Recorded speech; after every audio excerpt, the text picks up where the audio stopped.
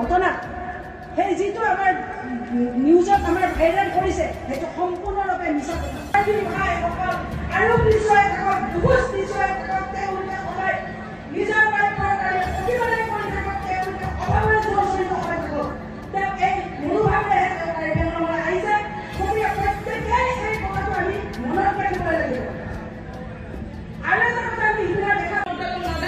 নধৰি পেলাই আমাৰ ইয়াত কাৰ্যকলাপ কোনোবা সৰুঘৰ বনাইছে হতাইছে সেই বুলি আপুনি ইয়াত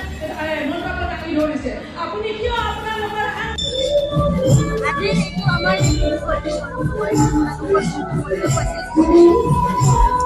আজি আমি কাৰ্বি আংলং ইউনাইটেড ওমেন ফৰামৰ তৰফৰ পৰা অলপতে যি গৌৰৱ গগৈ আমাৰ কাৰ্বি আংলঙলৈ আহিছিল আৰু তেখেতে আহি ইয়াতে আমাৰ কাৰ্বিৰ সকলৰ ওপৰত সহজ সৰল যি আমাৰ কাৰ্বি ভাই তেখেতসকলৰ ওপৰত তেওঁ যি মন্তব্য ৰাখি গৈছিল আৰু আমাৰ CM মহোদয়ৰ যি বাসগৃহৰ পৰা তেওঁ ফেচবুক লাইভ কৰিছিল, গতিকে তাক আজি আমি কণ্ডেম কৰিছো। কিয়নো তেখেতে বহুত অসমৰ ৰথী মহাৰথী বা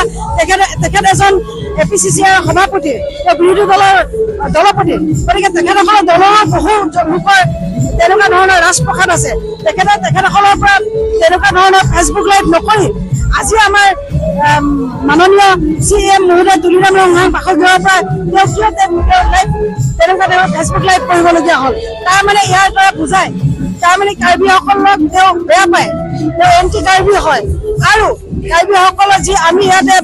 সকলোৱে শান্তিপ্ৰিয়ভাৱে যি বসবাস কৰি আছো আৰু এই শান্তি যাতে বিনষ্ট হওক, যি জাতি জনগোষ্ঠী বিভিন্ন ভাষা ভাষী লোকসকলে যেনেদৰে আমি শান্তিভাৱে বসবাস কৰি আছো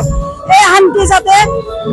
অতি সোনকালে বিনষ্ট হওক আৰু সংঘাত হওক, তেনেধৰণৰে তেওঁ এই স্বজনপ্ৰীতি মনোভাৱেৰে এনেধৰণৰ তেওঁ লাইভ কৰি দেখুৱাইছে আৰু তেওঁ মন্তব্য কৰি দেখুৱাইছে। গতিকে তাক আমি ভৱিষ্যতে সকীয়াই দিছো